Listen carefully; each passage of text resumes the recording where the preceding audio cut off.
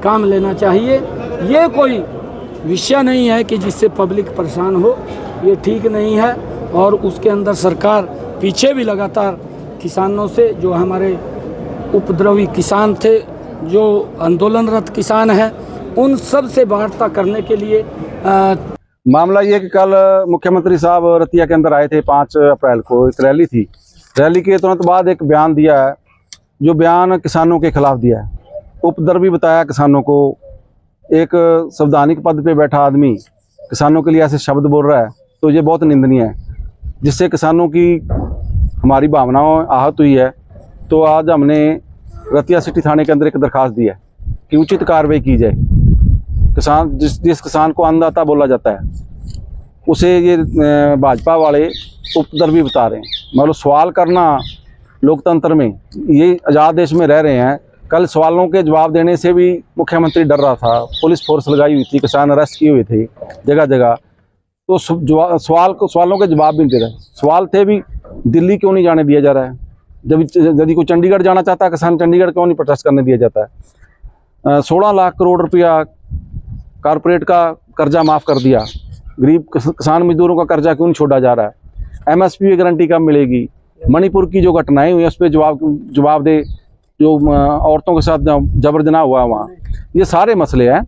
तो मुख्यमंत्री ने जवाब देने की बजाय किसानों को उपद्रवी बताया। तो आज हमें आपत्ति है, तो हमने थाने के अंदर दरखास्त दी है।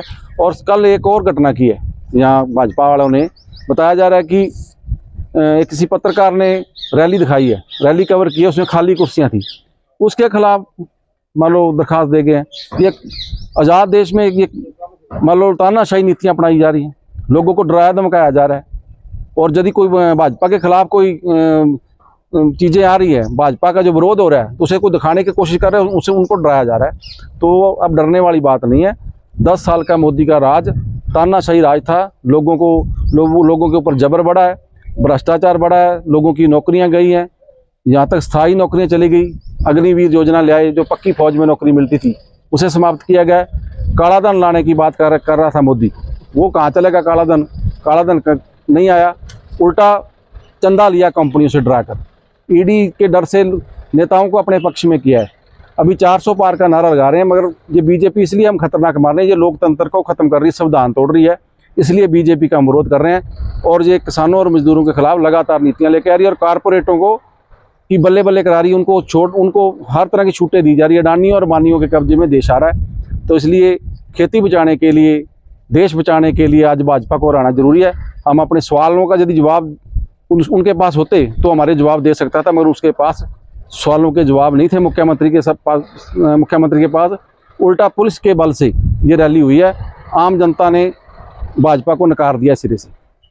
और आप जो आज दरखास्त लगा के आए हो, उसकी कार्रवाई अगर नहीं हुई तो फिर आपका अगला कदम क्या रहेगा? अभी देखो, रसीद अंदर से मैंने जो मिली है दरखास्त की, कार्रवाई ना हुई तो मुख्यमंत्री ने जो किसानों को शब्द बोले हैं, उपद्रवी बताया है, उसका किसान जवाब मांगेंगे सारे हरियाणा के। ये पहला नहीं काम। थोड़े दिन पहला इस हिसार लोकसभा से जो उम्मीदवार है रणजीत सिंह चौटाला, उसने भी भिंडरा वाले के साथ किसान आंदोलन को जोड़ा है। आपने देखा कुछ दिन पहला भूना के SHO था, उसने भी ये खालिस्तानियों का आंदोलन बताया।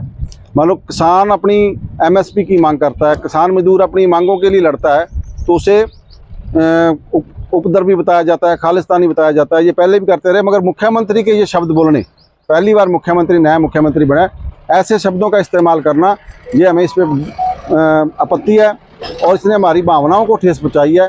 तो अन्नदाता को शर्मसार किया है ऐसे शब्द बोल के। तो हम मुख्यमंत्री के खिलाफ उचित कार्रवाई चाहते हैं।